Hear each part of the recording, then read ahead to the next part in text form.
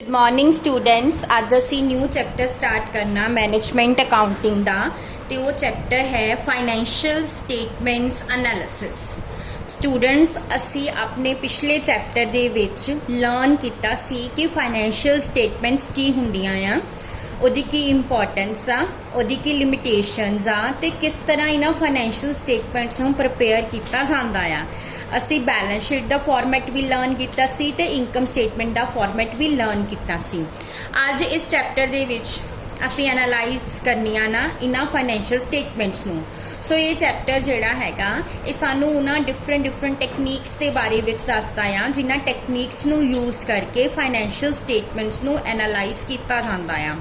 Students financial statements कोई भी importance नहीं रखदियां जिन्नी देर तक असी उन्होंने एनालाइज नहीं करते।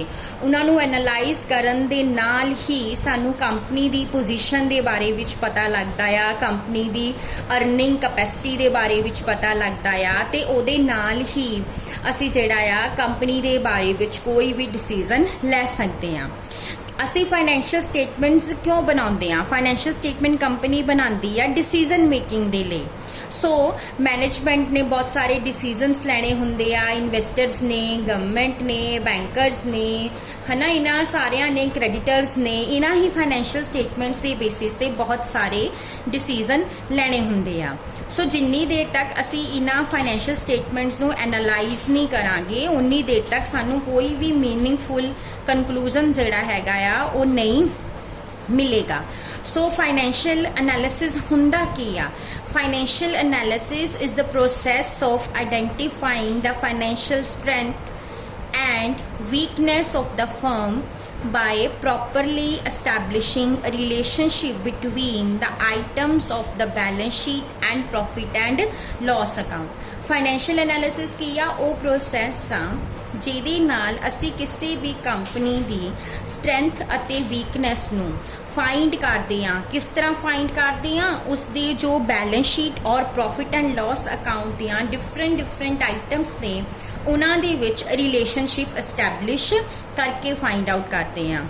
बहुत सारियां टेक्निक्स ने और मैथड्स आ जिहड़े कि फाइनैशियल स्टेटमेंट्स नूं एनालाइज करन लई यूज़ करते हैं। इस चैप्टर दे विच असी जिहड़ियां टेक्निक्स लर्न करनियां वो हैगियां आ comparative statements, common size statements and जिहड़ा हैगा तुहाडा ਇਹਦੇ ਵਿੱਚ ट्रेंड एनालिसिस। सो ये 3 टेक्निक्स असी इस चैप्टर दे विच पढ़नियां आ। हुण सब तो पहला सानू पता होना चाहिए आ कि फाइनैशियल स्टेटमेंट एनालिसिस दा मीनिंग की आ। फाइनैशियल एनालिसिस दा मीनिंग की आ? फाइनैशियल स्टेटमेंट्स नू एनालाइज करना अते उन्हां नू इंटरप्रेट करना। मैटकाफ ते टाइटर्ड ने फाइनैशियल स्टेटमेंट एनालाइज करन दी डेफिनेशन जो दिती आ वो की आ? Financial statements analysing is a process of evaluating the relationship between the component parts of the financial statement। की आ ये ओ प्रोसैस आ जिहदे विच असी फाइनैशियल स्टेटमेंट्स दे जो पार्ट ने, जो एलीमेंट्स ने, उन्हां दे रिलेशनशिप नूं इवैल्यूएट करदे आ। क्यों इवैल्यूएट करते हैं? ताकि असी फर्म की पोजीशन ते परफॉर्मेंस नूं बैटर वे दे नाल अंडरस्टैंड कर सकीए। इस तो इलावा मायर्स ने भी डेफिनेशन दी आ। Financial statement analysis is a largely a study of relationship among the various financial factors in a business as disclosed by a single set of the statement। financial statement analysis की आ कि जेड़े साडे वेरीअस financial factors ने उन्हां दे विच जो relationship आ उन्हों असी study करना आ। सो इनू असी फाइनैशियल स्टेटमेंट एनालिसिस कहते हैं। हुण फाइनैशियल स्टेटमेंट एनालिसिस दे की ऑब्जेक्टिव्स ने ते की इंपॉर्टेंस आ। सब तो मेजर ऑब्जेक्टिव ता है कि जो फाइनैशियल स्टेटमेंट्स दे विच इनफॉर्मेशन दी गई आ उसनों अंडरस्टैंड करना ताकि उदी फाइनैशियल कंपनी दी प्रॉफिटेबिलिटी ते उसदी फाइनैशियल साउंडनैस नूं जिहड़ा हैगा जज किया जा सके ताकि फर्म दा जो फ्यूचर प्रोस्पैक्ट आ ਉਹਦੇ ਬਾਰੇ ਅੰਡਰਸਟੈਂਡ ਕੀਤਾ ਜਾ ਸਕੇ। ਸੋ ਇਹਦੇ ਕੀ ਆਬਜੈਕਟਿਵਸ ਨੇ? ਸਭ ਤੋਂ ਪਹਿਲਾਂ ਆ ਕਿ ਫਰਮ ਦੀ ਅਰਨਿੰਗ ਕਪੈਸਿਟੀ ਅਤੇ ਪ੍ਰੋਫਿਟੇਬਿਲਟੀ ਨੂੰ ਅਸੈਸ ਕਰਨਾ। ਦੂਸਰਾ ਆ ਫਰਮ ਦੀ ਆਪਰੇਸ਼ਨਲ ਐਫੀਸ਼ੀਐਂਸੀ ਅਤੇ ਮੈਨੇਜਰੀਅਲ ਇਫੈਕਟਿਵਨੈਸ ਨੂੰ ਅਸੈਸ ਕਰਨਾ। ਥਰਡ ਆ ਫਰਮ ਦੀ ਸ਼ਾਰਟ ਟਰਮ ਲੌਂਗ ਟਰਮ ਦੋਨੋਂ ਹੀ ਜਿਹੜੀਆਂ ਸੋਲਵੈਂਸੀ ਪੋਜੀਸ਼ਨਸ ਨੇ ਉਹਨਾਂ ਨੂੰ ਅਸੈਸ ਕਰਨਾ। फोर्थ आ फर्म की फाइनैशियल पोजीशन दे विच और प्रॉफिटेबिलिटी विच की चेंजेस आते हैं, उन्होंने की रीजनस ने उन्होंने आइडेंटिफाई करना।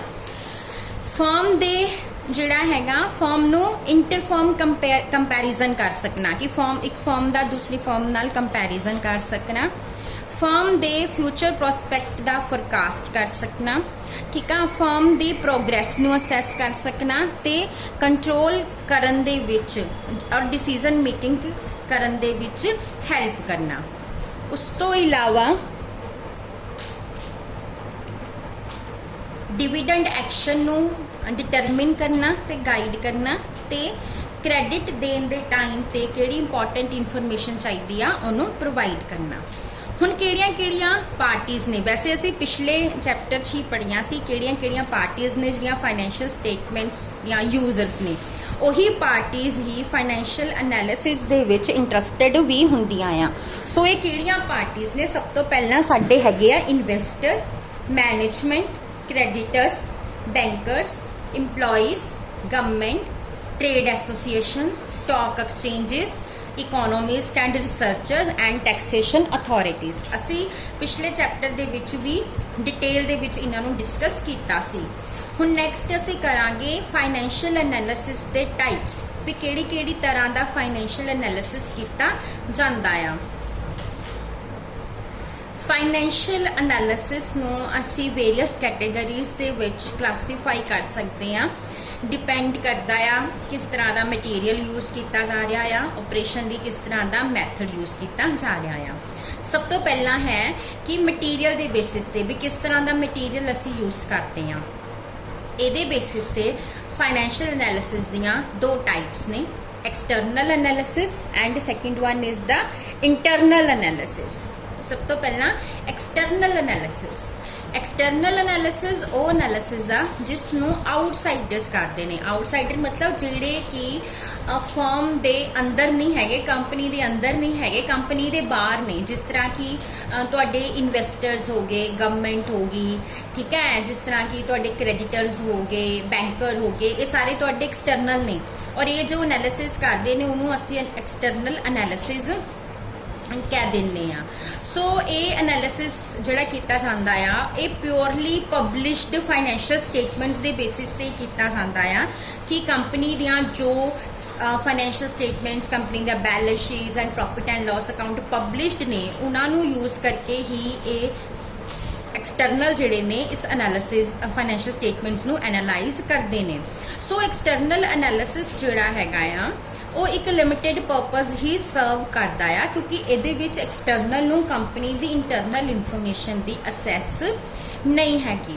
बट हुण कुछ रीसेंट चेंजिस किए गए ने गवर्नमेंट रेगूलेशनस दे विच, जिस विच फर्म्स नूं कहा गया है कि वो पब्लिक नूं होर भी ज़्यादा डिटेल दे विच इन्फॉर्मेशन प्रोवाइड करन अपने पब्लिश्ड अकाउंट्स दे थ्रू, ताकि पब्लिक जिहड़ा आ चंगे तरीके नाल एक्सटर्नल एनालिसिस कर सके।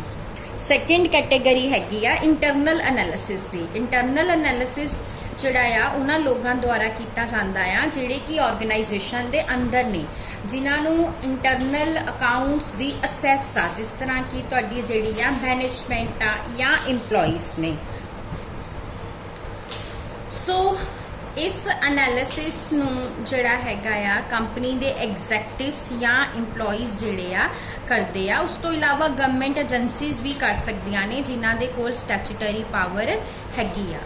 सो हुण नैक्सट हैगा आ ऑपरेशंस दे बेसिस पे। अगर असीं ऑपरेशंस दे बेसिस पे फाइनैंशियल एनालिसिस नूं डिवाइड करते आ तां दो तरह दा एनालिसिस आ, horizontal analysis and vertical analysis. सब तो पहला हैगा हॉरिजॉन्टल एनालिसिस। हॉरिजॉन्टल एनालिसिस दे विच असी जिहड़ा कंपनी दा फाइनैंशियल डाटा आ ਉਹਨੂੰ ਬਹੁਤ ਸਾਰੇ ਸਾਲਾਂ ਦੇ ਵਿੱਚ ਕੰਪੇਅਰ ਕਰਦੇ ਆ। ਮਤਲਬ ਹੌਰੀਜ਼ੌਂਟਲ ਐਨਾਲਿਸਿਸ ਦੇ ਵਿੱਚ ਅਸੀਂ ਇੱਕ ਸਾਲ ਦੇ ਡਾਟੇ ਨੂੰ ਦੂਸਰੇ ਸਾਲ ਦੇ ਡਾਟੇ ਦੇ ਨਾਲ ਕੰਪੇਅਰ ਕਰਦੇ ਆ। ਉਹਨੂੰ ਅਸੀਂ ਹੌਰੀਜ਼ੌਂਟਲ ਐਨਾਲਿਸਿਸ ਜਿਹੜਾ ਆ ਕਹਿ ਦਿੰਦੇ ਆ। ਇਹਦੇ ਵਿੱਚ ਕਿਸੇ ਇੱਕ ਸਾਲ ਨੂੰ ਪਿਛਲੇ ਸਾਲ ਨੂੰ ਬੇਸ ਈਅਰ ਮੰਨ ਲਿਆ ਜਾਂਦਾ ਆ, ਉਹਨੂੰ ਬਿਗਨਿੰਗ ਪੁਆਇੰਟ ਮੰਨ ਲਿਆ ਜਾਂਦਾ ਆ ਤੇ ਬਾਕੀ ਸਾਲਾਂ ਨੂੰ ਉਸ ਬੇਸ ਈਅਰ ਦੇ ਨਾਲ ਕੰਪੇਅਰ ਕੀਤਾ ਜਾਂਦਾ ਆ। ਇਸ ਨੂੰ ਡਾਇਨਾਮਿਕ ਐਨਾਲਿਸਿਸ ਵੀ ਕਿਹਾ ਜਾਂਦਾ ਆ। ਸੋ ਹੌਰੀਜ਼ੌਂਟਲ ਐਨਾਲਿਸਿਸ ਦੇ ਵਿੱਚ ਕੀ ਹੁੰਦਾ ਆ ਕਿ ਸਾਨੂੰ ਇਹ ਪਤਾ ਲੱਗਦਾ ਆ ਕਿ ਕਿਸੇ ਵੀ ਆਈਟਮ ਦੇ ਵਿੱਚ ਪਿਛਲੇ ਸਾਲਾਂ ਦੇ ਵਿੱਚ ਇੱਕ ਪਾਰਟਿਕੂਲਰ ਪੀਰੀਅਡ ਦੇ ਵਿੱਚ ਕਿਹੜੇ ਚੇਂਜਸ ਜਿਹੜੇ ਆ ਆਏ ਨੇ। ਨੈਕਸਟ ਸਾਡਾ ਐਨਾਲਿਸਿਸ ਹੈਗਾ ਵਰਟੀਕਲ ਐਨਾਲਿਸਿਸ। ਵਰਟੀਕਲ ਐਨਾਲਿਸਿਸ ਦੇ ਵਿੱਚ ਅਸੀਂ ਸਿਰਫ ਇੱਕ ਹੀ ਸਾਲ ਦੀਆਂ ਵੇਰੀਅਸ ਆਈਟਮਸ ਨੂੰ ਆਪਸ ਦੇ ਵਿੱਚ ਜਿਹੜਾ ਆ ਉਹਨਾਂ ਦੇ ਰਿਲੇਸ਼ਨਸ਼ਿਪ ਨੂੰ ਸਟੱਡੀ ਕਰਕੇ ਐਨਾਲਾਈਜ਼ ਕਰਦੇ ਆ। ਸੋ ਇਸ ਐਨਾਲਿਸਿਸ ਦੇ ਵਿੱਚ ਇੱਕ ਸਾਲ ਦੀਆਂ ਫਿਗਰਸ ਨੂੰ ਉਸੇ ਸਾਲ ਦੀਆਂ ਹੀ ਕਿਸੇ ਹੋਰ ਫਿਗਰਸ ਦੇ ਨਾਲ ਜਿਹੜਾ ਹੈਗਾ ਆ ਕੰਪੇਅਰ ਕੀਤਾ ਜਾਂਦਾ ਆ। ਇਹਨੂੰ ਸਟੈਟਿਕ ਐਨਾਲਿਸਿਸ ਵੀ ਕਿਹਾ ਜਾਂਦਾ ਆ। ਜਿਹੜੀਆਂ ਤੁਹਾਡੀਆਂ ਕਾਮਨ ਸਾਈਜ਼ ਫਾਈਨੈਂਸ਼ੀਅਲ ਸਟੇਟਮੈਂਟਸ ਨੇ ਔਰ ਰੇਸ਼ੋਜ਼ ਨੇ, ਉਹ ਦੋ ਟੂਲਸ ਨੇ ਜਿਨ੍ਹਾਂ ਨੂੰ ਅਸੀਂ ਵਰਟੀਕਲ ਐਨਾਲਿਸਿਸ ਦੇ ਵਿੱਚ ਯੂਜ਼ ਕਰ ਸਕਦੇ ਹਾਂ, ਕਿਉਂਕਿ ਇਹਦੇ ਵਿੱਚ ਇੱਕੋ ਟਾਈਮ ਪੀਰੀਅਡ ਲਿਆ ਜਾ ਰਿਹਾ ਆ। ਇਸ ਲਈ ਬਹੁਤਾ ਜਿਹੜਾ ਆ ਫਾਇਦੇਮੰਦ ਐਨਾਲਿਸਿਸ ਨਹੀਂ ਹੁੰਦਾ। ਉਸ ਤੋਂ ਇਲਾਵਾ ਅਸੀਂ ਜਿਹੜਾ ਆ ਐਂਟੀਟੀਜ਼ ਦੇ ਬੇਸ ਤੇ ਵੀ ਐਨਾਲਿਸਿਸ ਨੂੰ ਡਿਵਾਈਡ ਕਰਦੇ ਆ। ਇਹਦੇ ਵਿੱਚ ਕ੍ਰੋਸ ਸੈਕਸ਼ਨਲ ਐਨਾਲਿਸਿਸ ਆ ਜਾਂਦਾ ਆ ਤੇ ਟਾਈਮ ਸੀਰੀਜ਼ ਐਨਾਲਿਸਿਸ ਆ ਜਾਂਦਾ। ਕ੍ਰੋਸ ਸੈਕਸ਼ਨਲ ਐਨਾਲਿਸਿਸ ਦੇ ਵਿੱਚ ਅਸੀਂ ਜਿਹੜਾ ਇੱਕ ਫਰਮ ਦੇ ਡਾਟੇ ਨੂੰ ਕਿਸੇ ਹੋਰ ਫਰਮ ਦੇ ਡਾਟੇ ਦੇ ਨਾਲ, ਆਪਣੇ ਕੰਪੀਟੀਟਰ ਦੇ ਨਾਲ ਕੰਪੇਅਰ ਕਰਦੇ ਆ। ਤੇ ਟਾਈਮ ਸੀਰੀਜ਼ ਐਨਾਲਿਸਿਸ ਦੇ ਵਿੱਚ ਅਸੀਂ ਉਸੇ ਫਰਮ ਨੂੰ ਉਸੇ ਫਰਮ ਦੇ ਪੁਰਾਣੇ ਸਾਲਾਂ ਦੇ ਨਾਲ, ਪੁਰਾਣੇ ਸਾਲ ਦੀ ਪਰਫਾਰਮੈਂਸ ਦੇ ਨਾਲ ਕੰਪੇਅਰ ਕਰਦੇ ਹਾਂ। ਉਸ ਤੋਂ ਬਾਅਦ on the basis of the time horizon. Time horizon ਦੇ ਬੇਸਿਸ ਤੇ ਵੀ ਦੋ ਤਰ੍ਹਾਂ ਦਾ ਐਨਾਲਿਸਿਸ ਆ, short term analysis and long term analysis. Short term analysis ਜਿਹੜਾ ਛੋਟੇ ਟਾਈਮ ਪੀਰੀਅਡ ਲਈ ਕੀਤਾ ਜਾਂਦਾ ਆ। ਜਿਸ ਤਰ੍ਹਾਂ ਆਪਾਂ ਲਿਕੁਇਡਿਟੀ ਪੋਜੀਸ਼ਨ ਕੈਲਕੂਲੇਟ ਕਰ ਰਹੇ ਹਾਂ, ਅਸੀਂ ਕਰੰਟ ਐਸੈਟਸ ਔਰ ਲਾਇਬਿਲਿਟੀਜ਼ ਨੂੰ ਕੰਪੇਅਰ ਕਰਦੇ ਹਾਂ। ਸੈਕਿੰਡ ਵਨ ਤੁਹਾਡਾ ਜਿਹੜਾ ਲੌਂਗ ਟਰਮ ਐਨਾਲਿਸਿਸ ਹੈਗਾ, ਉਹ ਲੌਂਗ ਟਰਮ ਸੋਲਵੈਂਸੀ ਨੂੰ ਐਕਸਪਲੇਨ ਕਰਦਾ ਆ। ਉਸ ਤੋਂ ਬਾਅਦ ਜਿਹੜਾ ਅਸੀਂ ਨੈਕਸਟ ਕਰਨਾ ਆ, ਨੈਕਸਟ ਹੈਗਾ ਆ procedure of financial statement analysis. ਕਿਹੜਾ ਪ੍ਰੋਸੀਜਰ ਆ ਜਿਹੜਾ ਫੋਲੋ ਕੀਤਾ ਜਾਂਦਾ ਆ? ਤਿੰਨ ਸਟੈਪ ਆ ਜਿਹੜੇ ਯੂਜ਼ ਕੀਤੇ ਜਾਂਦੇ ਆ ਫਾਈਨੈਂਸ਼ੀਅਲ ਸਟੇਟਮੈਂਟਸ ਨੂੰ ਐਨਾਲਾਈਜ਼ ਕਰਨ ਦੇ ਵਿੱਚ। ਸਭ ਤੋਂ ਪਹਿਲਾ ਸਟੈਪ ਆ ਸਿਲੈਕਸ਼ਨ ਦਾ, ਦੂਸਰਾ ਕਲਾਸੀਫਿਕੇਸ਼ਨ ਦਾ ਤੇ ਤੀਸਰਾ ਇੰਟਰਪ੍ਰੀਟੇਸ਼ਨ ਦਾ। ਸਭ ਤੋਂ ਪਹਿਲਾ ਸਟੈਪ ਕੀ ਆ? ਅਸੀਂ ਜਿਹੜੀ ਸਾਡੀ ਇਨਫੋਰਮੇਸ਼ਨ ਆ, ਜਿਹੜਾ ਸਾਡਾ ਡਾਟਾ ਆ, ਜਿਸ ਪਰਪਸ ਲਈ ਅਸੀਂ ਐਨਾਲਿਸਿਸ ਕਰ ਰਹੇ ਹਾਂ, ਉਸ ਪਰਪਸ ਨੂੰ ਪੂਰਾ ਕਰਨ ਲਈ ਜਿਸ ਡਾਟੇ ਔਰ ਇਨਫੋਰਮੇਸ਼ਨ ਦੀ ਜ਼ਰੂਰਤ ਆ, ਉਸ ਨੂੰ ਜਿਹੜਾ ਹੈਗਾ ਸਿਲੈਕਟ ਕਰਨਾ। ਸੈਕਿੰਡ ਕੀ ਆ? ਫਿਰ ਉਸ ਡਾਟੇ ਨੂੰ ਅਸੀਂ ਮੈਥੋਡੋਲਿਕਲ ਜਿਹੜਾ ਹੈਗਾ ਕਲਾਸੀਫਾਈ ਕਰਨਾ। ਤੇ ਥਰਡ ਸਟੈਪ ਕੀ ਆ? ਉਹਦੇ ਵਿੱਚੋਂ ਅਸੀਂ ਕਨਕਲੂਜਨ ਜਿਹੜੇ ਨੇ ਉਹ ਡਰਾ ਕਰਨੇ। ਠੀਕ ਆ। ਸੋ ਸਭ ਤੋਂ ਪਹਿਲਾਂ ਜਿਹੜਾ ਸਾਡਾ ਐਨਾਲਿਸਿਸਟ ਹੈਗਾ, ਉਹਨੂੰ ਕਾਊਂਟਿੰਗ ਦੇ ਪ੍ਰਿੰਸੀਪਲਸ ਤੇ ਪੋਸਟੂਲੇਟਸ ਦੀ ਪ੍ਰੋਪਰ ਨੌਲੇਜ ਹੋਣੀ ਚਾਹੀਦੀ ਆ। ਉਹਨੂੰ ਪਤਾ ਹੋਣਾ ਚਾਹੀਦਾ ਆ ਕਿ ਮੈਨੇਜਮੈਂਟ ਦੇ ਕੀ ਪਲਾਨਸ ਔਰ ਪਾਲਿਸੀਜ਼ ਨੇ। ਠੀਕ ਆ। ਫਿਰ ਹੀ ਉਹ ਇਹ ਫਾਈਂਡ ਆਊਟ ਕਰ ਸਕੇਗਾ ਕਿ ਇਹ ਪਲਾਨਸ ਪ੍ਰੋਪਰਲੀ ਐਗਜ਼ੀਕਿਊਟ ਹੋਏ ਨੇ ਜਾਂ ਨਹੀਂ ਹੋਏ। ਸੈਕਿੰਡ ਕੰਮ ਕੀ ਆ ਕਿ ਉਹਨੂੰ ਐਕਸਟੈਂਟ ਫਾਈਂਡ ਆਊਟ ਕਰਨੀ ਪੈਣੀ ਆ ਵੀ ਕਿਸ ਲੈਵਲ ਤੱਕ ਜਿਹੜਾ ਉਹ ਐਨਾਲਿਸਿਸ ਕਰਨਾ ਆ। ਅਗਰ ਸਿਰਫ ਅਰਨਿੰਗ ਕੈਪੈਸਿਟੀ ਹੀ ਫਾਈਂਡ ਆਊਟ ਕਰਨੀ ਆ ਤਾਂ ਸਿਰਫ ਤੇ ਸਿਰਫ ਇਨਕਮ ਸਟੇਟਮੈਂਟਸ ਨੂੰ ਹੀ ਐਨਾਲਾਈਜ਼ ਕੀਤਾ ਜਾਏਗਾ। ਠੀਕ ਆ। ਅਗਰ ਫਾਈਨੈਂਸ਼ੀਅਲ ਪੋਜੀਸ਼ਨ ਸਟੱਡੀ ਕਰਨੀ ਆ, ਫਿਰ ਬੈਲੈਂਸ ਸ਼ੀਟ ਨੂੰ ਐਨਾਲਾਈਜ਼ ਕੀਤਾ ਜਾਊਗਾ। ਉਸ ਤੋਂ ਬਾਅਦ ਜਿਹੜਾ ਸਾਡਾ ਫਾਈਨੈਂਸ਼ੀਅਲ ਡਾਟਾ ਆ, ਉਸ ਨੂੰ ਰੀਆਰਗੇਨਾਈਜ਼ ਤੇ ਰੀਅਰੇਂਜ ਕੀਤਾ ਜਾਏਗਾ। ਅਸੀਂ ਉਸਦੀ ਜਿਹੜੇ ਸਾਡੇ ਸਿਮਿਲਰ ਡਾਟਾ ਆ, ਉਹਨੂੰ ਸੇਮ ਹੈਡ ਦੇ ਅੰਡਰ ਉਹਦੀ ਗਰੁੱਪਿੰਗ ਕਰਾਂਗੇ। ਔਰ ਉਸ ਤੋਂ ਇਲਾਵਾ ਅਸੀਂ ਨੇਚਰ ਦੇ ਅਕੋਰਡਿੰਗ ਸਟੇਟਮੈਂਟਸ ਦੇ ਜਿਹੜੀ ਇੰਡੀਵਿਜੂਅਲ ਕੰਪੋਨੈਂਟਸ ਆ, ਉਹਨੂੰ ਬ੍ਰੇਕ ਡਾਊਨ ਕਰਾਂਗੇ। ਯਾਨੀ ਕਿ ਅਸੀਂ ਡਾਟੇ ਨੂੰ ਸਟੈਂਡਰਡ ਫਾਰਮ ਤੱਕ ਰਿਡਿਊਸ ਕਰਾਂਗੇ। ਉਸ ਤੋਂ ਬਾਅਦ ਇੱਕ ਰਿਲੇਸ਼ਨਸ਼ਿਪ ਜਿਹੜਾ ਆ ਸਟੈਬਲਿਸ਼ ਕੀਤਾ ਜਾਏਗਾ ਫਾਈਨੈਂਸ਼ੀਅਲ ਸਟੇਟਮੈਂਟਸ ਦੇ ਵਿੱਚ with the help of tools ਤੇ ਟੈਕਨੀਕਸ। ਜਿਸ ਤਰ੍ਹਾਂ ਰੇਸ਼ੋਜ਼ ਹੋ ਗਈਆਂ, ਟ੍ਰੈਂਡਸ ਹੋ ਗਏ, ਕਾਮਨ ਸਾਈਜ਼ ਹੋ ਗਏ। एंड फिफ्थ की आ कि जो इन्फॉर्मेशन फाइंड आउट की गई हैगी आ उन्होंने सिंपल ते ईजी वे दे विच अंडरस्टैंड करना एंड इंटरप्रैट करना and last they which conclusion drawn किए जाएंगे तो जिन्होंने रिपोर्ट की फॉर्म दे विच मैनेजमेंट नूं प्रेजेंट किया जाएगा। हुण नैक्सट आ कि किहड़े टूल्स ने जिहड़े यूज़ किए जाते हैं फाइनैंशियल स्टेटमेंट एनालिसिस दे विच। सब तो पहला जिहड़ा टूल हैगा वो हैगा तुहाडा कंपैरेटिव स्टेटमेंट्स, सैकेंड हैगा ट्रेंड एनालिसिस, थर्ड है common size statements, fund flow analysis, cash flow analysis, ratio analysis and CVP analysis. Students इस चैप्टर दे विच असी कंपैरेटिव स्टेटमेंट्स, ट्रेंड एनालिसिस ते कॉमन साइज स्टेटमेंट्स ही करनियां आ। फंड फ्लो एनालिसिस दा separate chapter आ, cash flow analysis दा separate chapter आ ते ratio analysis दा separate chapter आ। ते असी कल जिहड़ा हैगा आ वो कंपैरेटिव स्टेटमेंट दे नाल शुरू करांगे लैक्चर। Thank you.